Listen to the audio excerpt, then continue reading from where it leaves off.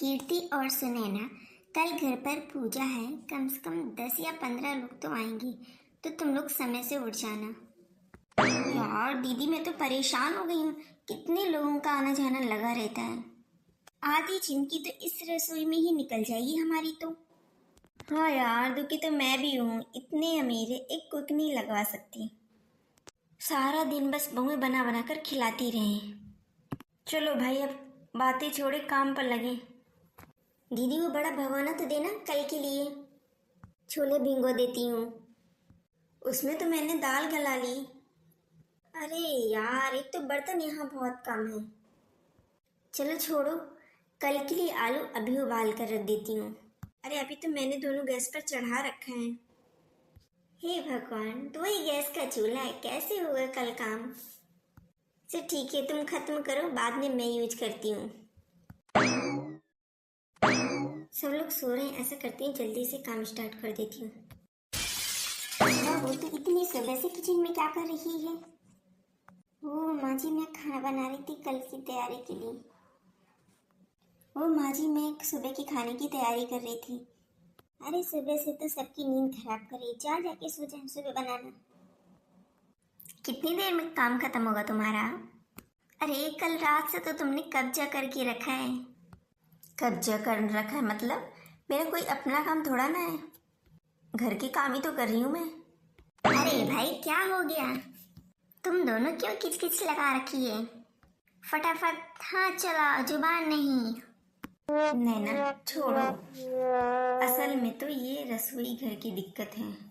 बस ये आज का काम हो जाए, फिर देखते हैं क्या करना है। हाँ, इतनी सी रसोई है, हमें बहुत मुश्किल होती काम करने में। बर्तन भी इतने कम। हम कितना परेशान होते हैं, लेकिन बोले कैसे? हाँ, शायद तुम सही कह रही हो। दोनों लोग मिलकर काम कर लेते हैं। अरे सुनीता, तेरी बहू ने तो खाना अच्छा नहीं बनाया। हाँ, अभी उनको खाना सीखने की और ज़रूरत है। चलो हम लोग चलते हैं।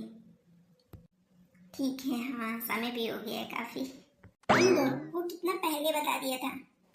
जरूरी मेहमान आने वाले हैं, फिर भी कुछ ठीक से नहीं किया। आज मेरी नाक कटवा दी तुम दोनों ने। लेकिन हुआ क्या है? सब बस यही बोल कर गई हैं कि बहुओं को खाना बनाना सिखाओ। माँ जी, हम क्या करें, ये रसोई इतनी छोटी सी है, बर्तन कितनी कम है। हम ही जानते हैं हम लोगों ने 15 लोगों का खाना कैसे बनाया। हाँ माँ जी, ये सही है, हमें कल कितनी दिक्कत हुई खाना बनाने में। लेकिन तुम दोनों ने खाना पहले भी तो बनाया है ना? पहले तो कभी नहीं बोला। दिक्कत तो हमें हमेशा हुई है, यहाँ तो लोगों का आना जाना लगा ही रहता है। बस बोल हम इस बार रहे हैं। माँ जी, क्यों ना हम रसोई घर थोड़ी बड़ी करवा लें? हाँ हाँ माँ जी, यही ठीक रहेगा। अगले ही दिन किचन में काम स्टार्ट हो जाता है। वो दोनों तो छोटी सी रसोई में काम कर करके इतनी परेशान हो रही थी। माँ जी, अब तो रसोई घर बहुत बड़ा हो गया है। आप चाहो तो आप फिर से 15 लोगों को बुलवा सकती हैं, हम लोग खाना बना लेंगे। हाँ, अब कोई दिक्कत नहीं पड़ेगी रसोई घर में। ठीक है, मैं बुलवा देती हूँ।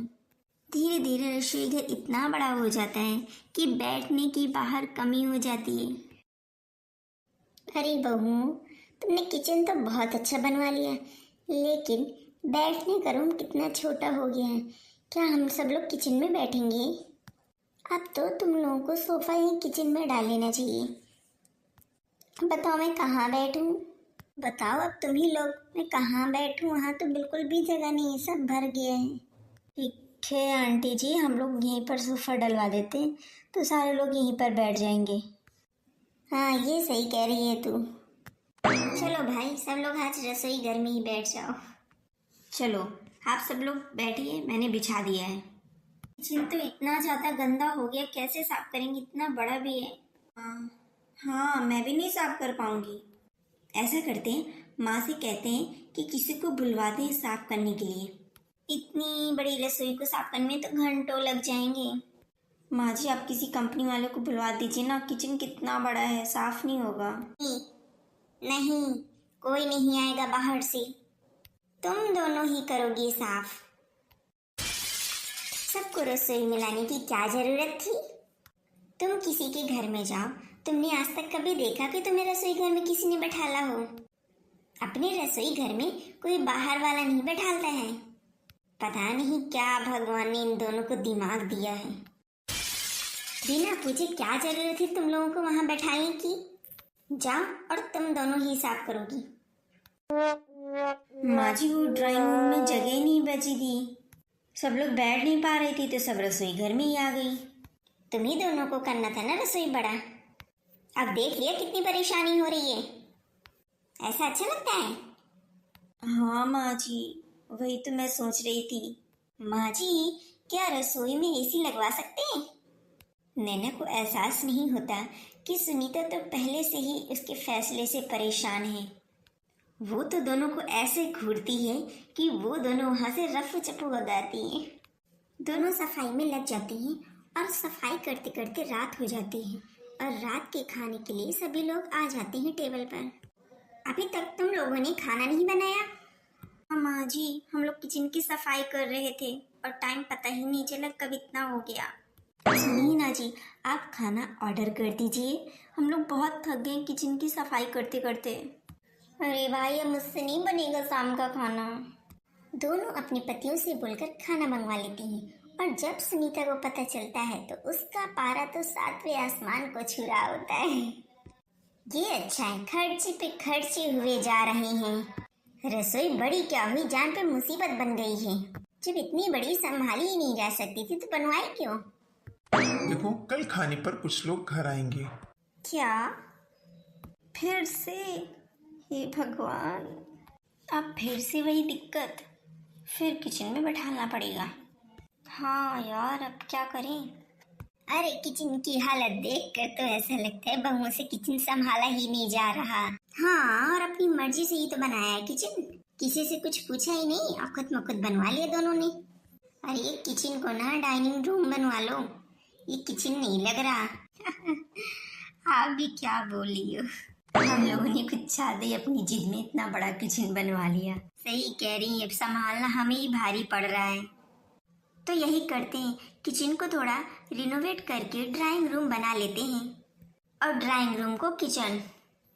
हाँ, पहले थोड़ा छोटा था लेकिन रोजमर्रा के काम तो जल्दी हो जाते थे, इसमें तो घंटों लग जाते हैं। हम भी यही सोच रहे थे। देखो बहू, ये बड़ी रसोई की जिद तुम पर कैसे भारी पड़ गई। आगे से बेवजह की जिद पकड़कर मत बैठ जाना। थोड़ा सोच समझ के काम किया जाता है बहुओं को, इसीलिए तो लोग बोलते हैं कि बिना पूछे काम नहीं करना चाहिए, अपने से बड़ों से पूछकर ही काम करना चाहिए। सही कह रही है माँ जी, आगे से हम बिल्कुल ध्यान रखकर आपसे ही पूछेंगे सारा कुछ।